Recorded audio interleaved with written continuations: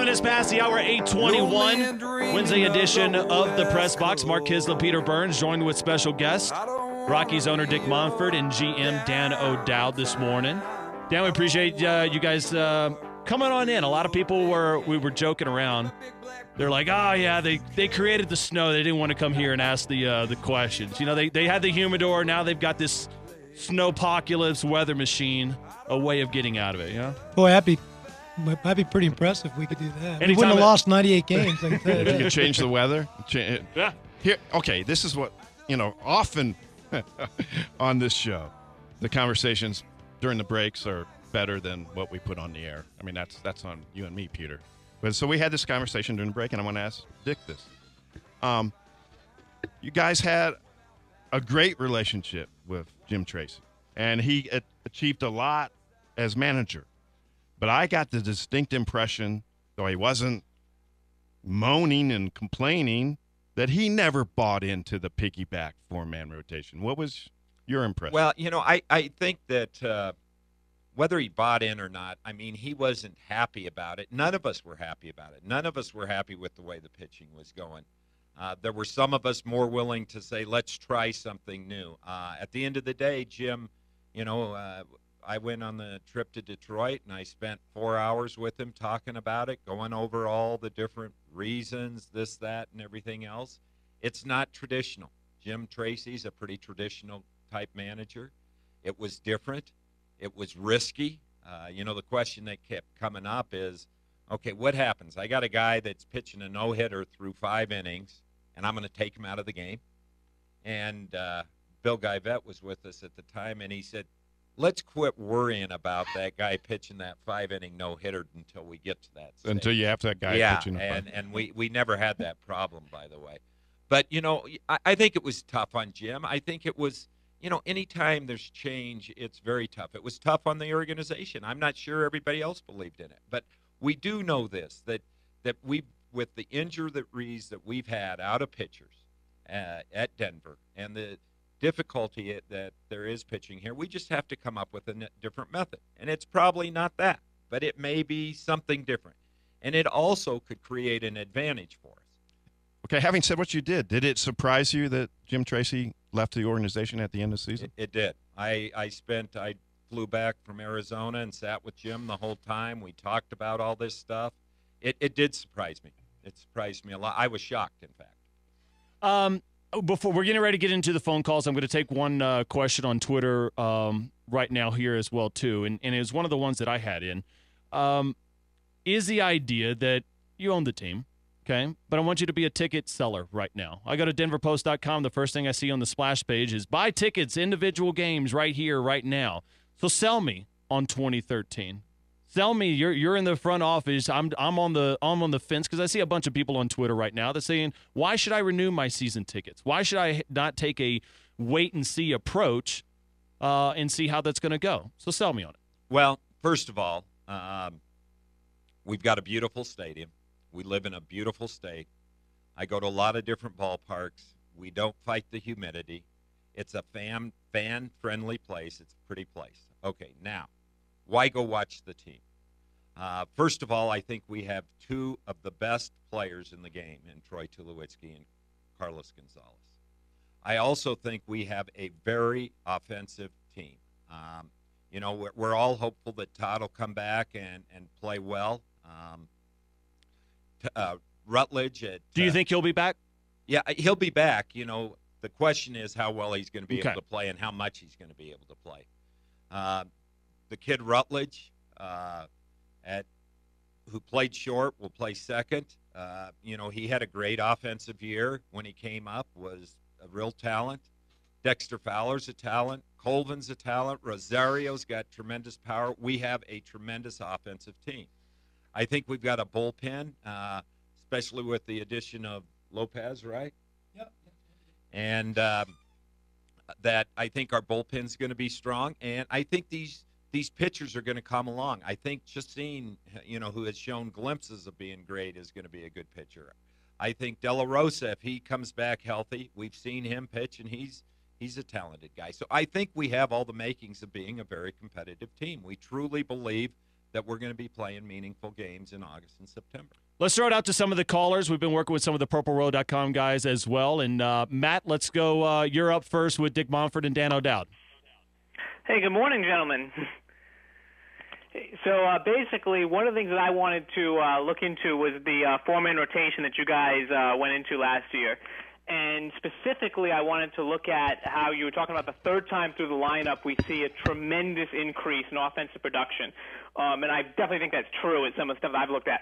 But basically, I want to know exactly why you went to the four-man rotation the way you did, because to me, if I really wanted to attack this, what I would like to do, or what I would do, and I would say instead of doing a four-man rotation where you have the three piggybackers, I would actually go to a six-man, three-day rotation where you had basically two guys throw 55 pitches each day. And I see several benefits to doing this. Basically, you take your six best arms, pair them into three groups of two, and go from there. And to me, I'll list them quickly because I know we're limited on time. Number one, you completely eliminate the about 1,000 to 1,100 plate appearances your opponent gets throughout the year where they see your pitcher the third time through the lineup. You take that away from your opponent.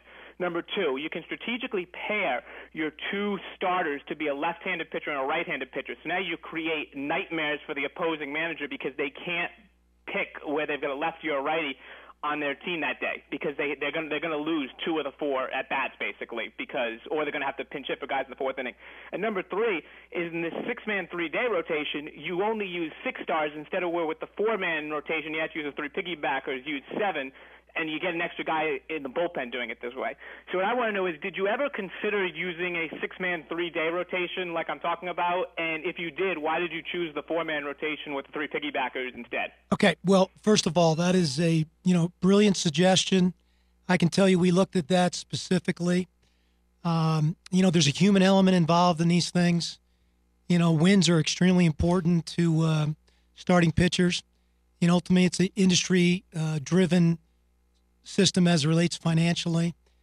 We struggled knowing that even going to a four-man rotation and limiting the pitch count, a lot of the starters weren't getting wins unless they dramatically lowered their pitches per innings to be able to get through 5 innings. Now you're talking about taking them down to 3.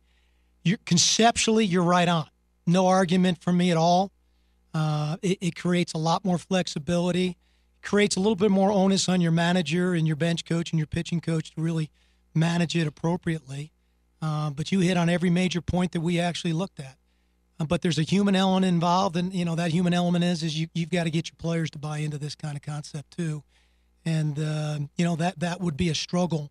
It was a struggle. Even the concept we went to would be a further struggle to take it even beyond that. Okay, and I like metrics. I like them a lot. I was a little stat geek as a child. You're not very good at math, but you like metrics. Yeah. I like somebody to explain the math to me. But I think you hit on a very important thing. Is I thought the beauty of the movie Moneyball was not that you can win with metrics or you can look at the game a new way.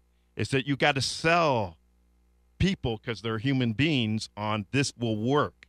Your manager has to buy in. Your shortstop has to buy in. Your pitcher has to buy in. And if he's pitching 3 innings, the starting pitcher is never going to get a win. And that's what he's all. Give me the ball, I'll win the game. And if you take that away, then maybe his personality changes. He doesn't have the gumption that he once did or the edge that he once did. But I didn't give you the chance to talk about the altitude. And I'll frame it this way, and then you answer it however you want. When you had the 4-man rotation, it said to me, in my own twisted mind, that it was a mission that an ace, sooner or later here, was going to get his butt worn out by Coors Field. And if he was going to be damaged not only to his ERA, there was going to be damage to his psyche. Sanchez psyche. Yeah. So I think it was a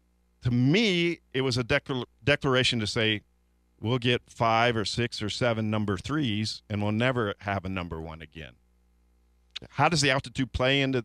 That's the way I framed the question. And then, can you be a number 1? Is it worthwhile having an ace at altitude? Well, this altitude question is one of those darned if you do and darned if you don't questions, because, when you start actually talking about altitude, it sounds like what? An excuse. Correct.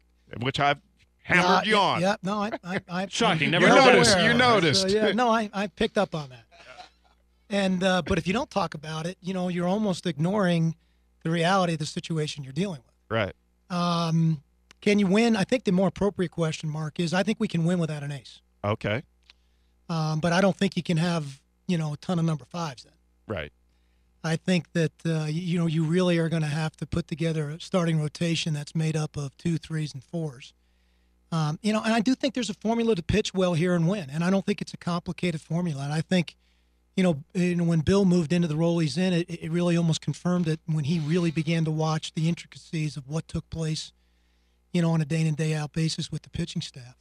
If you throw strikes and you create angle, and for the most part, your ground ball to fly ball rate is about 0.85 and above, you got a chance to win here. And it's a formula that should carry for you on the road and win anywhere. Now, the universe of guys that have the capability of doing that in our game is not real big. And so, we are really going to have to start connecting the dots better than what we've had in scouting and specifically development, to really begin to manufacture the kind of guys that have the ability to win up here. I think in addressing altitude, so the 4 things that we've looked at with altitude are more as relates to training. How do we train? What is our daily activity schedule like? All of the things that go into that. 2, nutrition. How do we eat? It seems like simple things, but baseball doesn't do a real good job with this. 3 is sleep, because when you're going and coming from altitude, and you've done that, that it has, a dramatic effect. And then rest and recovery, and that goes to the building of your roster, where you've got to have a ton of interchangeable parts, and it's got to be deep, because reality, an everyday player here may be significantly different than an everyday player in any other venue that I've been in Cleveland or Baltimore. And I think that really plays into Walt's strength too, because we looked at those 4 things because we felt those 4 things were controllable on our end. The rest of it's uncontrollable. And we thought if we can begin to attack those 4 things, that should begin to help our performance when we actually begin to come up with some thoughts and ideas that have a chance to work. A lot of people will say, all right, and let me frame it this way, because we've had some people here on Twitter. I'll actually go to this one real quick because we're going to get some rapid-fire calls on the other side. Talk about Troy Tulowitzki and the idea of Rutledge. You brought up that name, and the idea of staying at shortstop. And is that would be a Troy Tulowitzki decision, or would that be a ball club decision? Well, let me ask. I'll put this right back on you. Damn it. Would you ever move Troy off a shortstop if he shows that he can stay healthy? I wrote it before he got hurt this year. I want him to play third base. I want him to play third base because I want him in the lineup. The argument is because of the bat. I want him in the bat. But do you realize what kind of First of all, he's a Gold Glove defender. I know that. He hated it when I told him that. The competitive advantage you have of putting together your personnel model when you have a shortstop that's a 30 and home run guy allows you to cover some low-hanging fruit at a lot of other positions. And, again, it's a human dynamic question again, Mark, is that, the player himself has to embrace change. Yeah.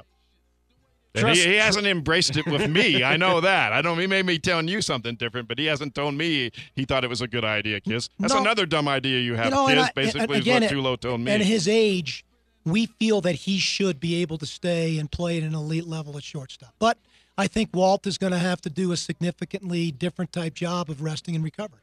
We get out of the way and we throw it into rapid-fire calls on the other side. Ethan, Dan, Brian will get all those 3 calls on the other side. You're listening to the Press Box. Dick Monfort, Dan O'Dowd in here. You can hit us up on Twitter. Use hashtag Rockies Press Box. You're listening to Press Box. Mark Kizla, Peter Burns on Mile High Sports.